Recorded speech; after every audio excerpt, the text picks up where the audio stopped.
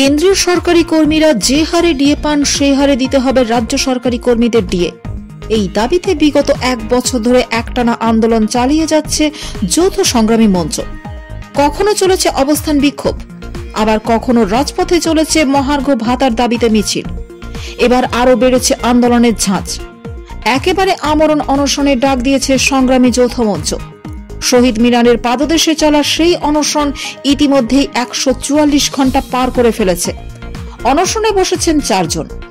তাদের মধ্যেই রয়েছেন অবসরপ্রাপ্ত সরকারি কর্মী ষাটোর্ধ্ব অনিরুদ্ধ ভট্টাচার্য। রিপোর্ট বলছে, এদিন সকাল থেকেই তার কিটোন বডি পজিটিভ। বেলার দিক থেকে ক্রমেই বাড়তে থাকে শারীরিক সমস্যা। তারপরই তাকে দ্রুত নীলরতন সরকার মেডিকেল কলেজ ও হাসপাতালে নিয়ে যাওয়া হয়। আপাতত সেখানেই তিনি চিকিৎসাধীন রয়েছেন। প্রসঙ্গত, শুধু অনশন করেই থেমে থাকতে চাইছেন না সংগ্রামী যৌথ মঞ্চের সদস্যরা। 29 জানুয়ারি থেকে অনশনেরও ডাক দেওয়া হয়েছে। ইতিমধ্যেই আবার আন্দোলনকারীদের পাশে দাঁড়াতে দেখা গিয়েছে বিধানসভার বিরোধী দলনেতা শুভেন্দু অধিকারীকে। অনশনকারীদের পাশে দাঁড়িয়ে রাজ্যপালকে চিঠিও লিখেছেন, এমনকি হুঁশিয়ারি সুরে বলেছেন, কারোর যদি কিছু হয় তাহলে আগুন জ্বলবে বাংলায়। অনিরুদ্ধবাবু অসুস্থ হতেই চিন্তায় রয়েছেন তার সহযোদ্ধারাও।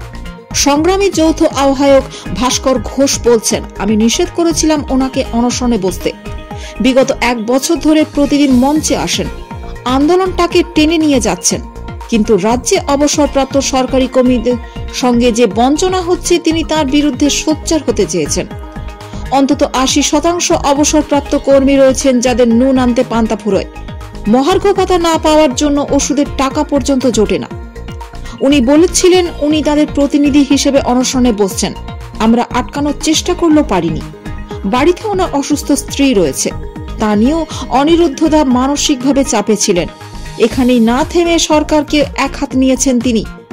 বলেন, আগামী 29 তারিখ থেকে লাগাতার ধর্মঘটের ডাক দিয়েছি।